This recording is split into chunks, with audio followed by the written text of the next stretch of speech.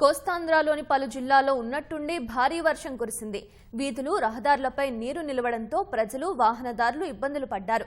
పట్టణాల్లోని లోతట్టు ప్రాంతాలు జలమయమయ్యాయి.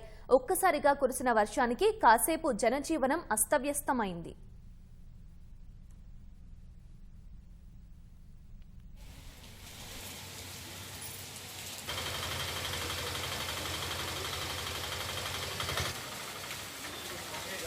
నెల్లూరు జిల్లా నాయుడుపేట పరిసర ప్రాంతాల్లో కురిసిన వర్షానికి జాతీయ రహదారిపై నీరు నిలిచిపోవడంతో వాహనాల రాకపోకలకు అంతరాయం కలిగింది.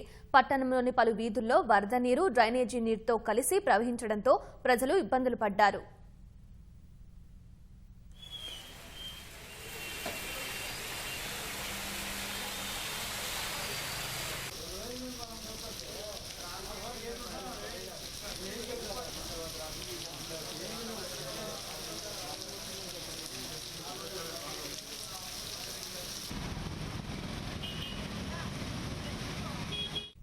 ప్రకాశం జిల్లాలోని చినగజాం, చీరాల, ఉలవపాడు, సింగరాయకొండ మండలాల్లో భారీ వర్షం కురిసింది. ఒంగోలు పట్టణంలో పలు వీధులు జలమయమయ్యాయి.